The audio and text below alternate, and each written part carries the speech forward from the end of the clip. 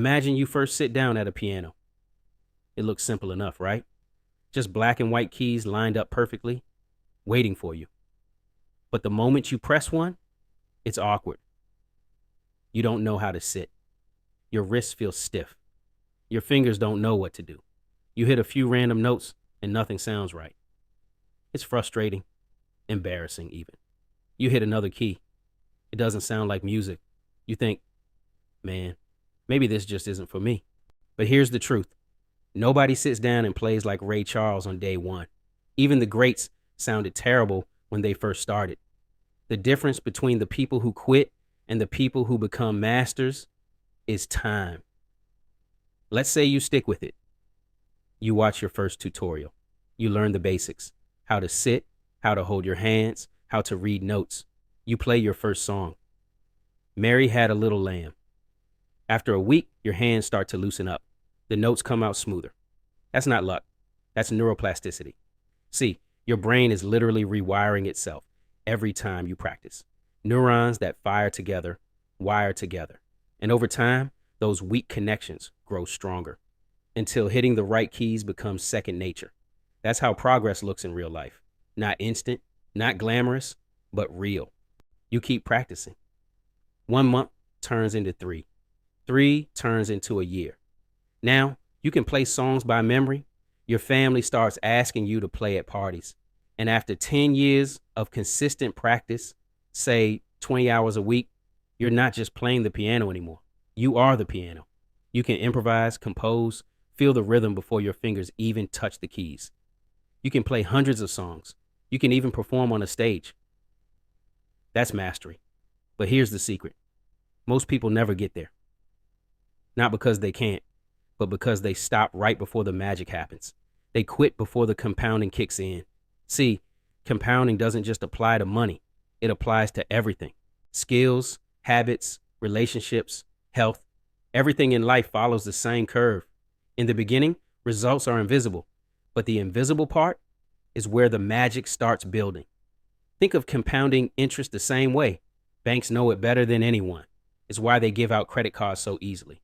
They're betting on one thing, that you won't pay your balance in full.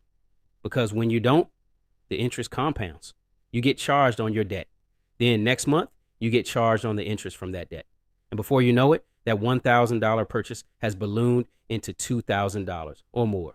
That's compounding, working against you. And it's powerful. Albert Einstein once called it the eighth wonder of the world. Whether or not he said it doesn't matter. What matters is that it's true. Those who understand compounding earn it. Those who don't, pay it. Now, what if you flip the script? What if you made compounding work for you instead of against you? Let's go back to the piano analogy. In the beginning, saving money feels awkward. Just like those first piano keys. You're young, maybe just starting out.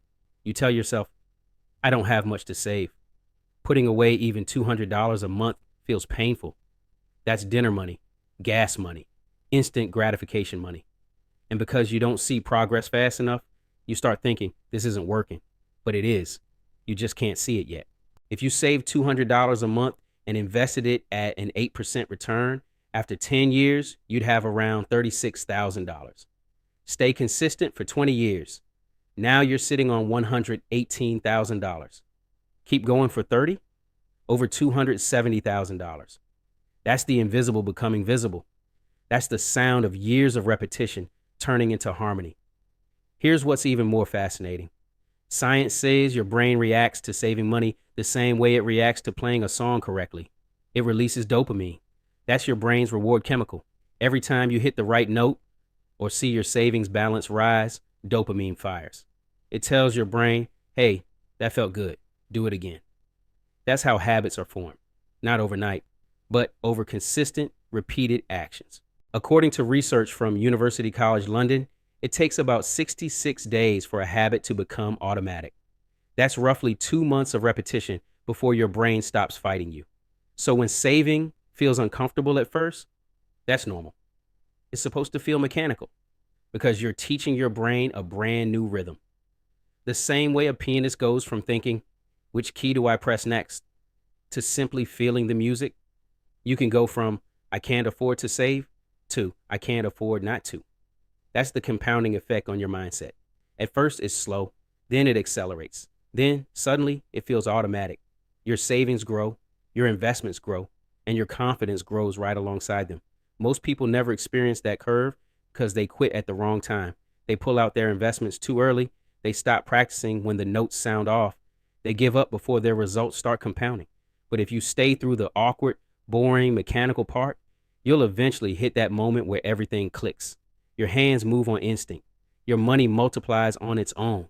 Your effort becomes effortless. That's the reward for patience. Here's the real lesson. The world runs on compounding, not just in finance, but in growth. Every small choice you make compounds. Every hour you practice, every dollar you save, every good habit you repeat. You might not see results right away, but time always rewards consistency. Because the truth is, compounding doesn't care how talented you are. It only cares how long you stay in the game. So if you're frustrated with slow progress, whether it's learning a skill, building wealth, or chasing a dream, remember, even the greatest pianists once played out of tune. They just kept playing long enough for the compounding to take over, and that's when the noise becomes music.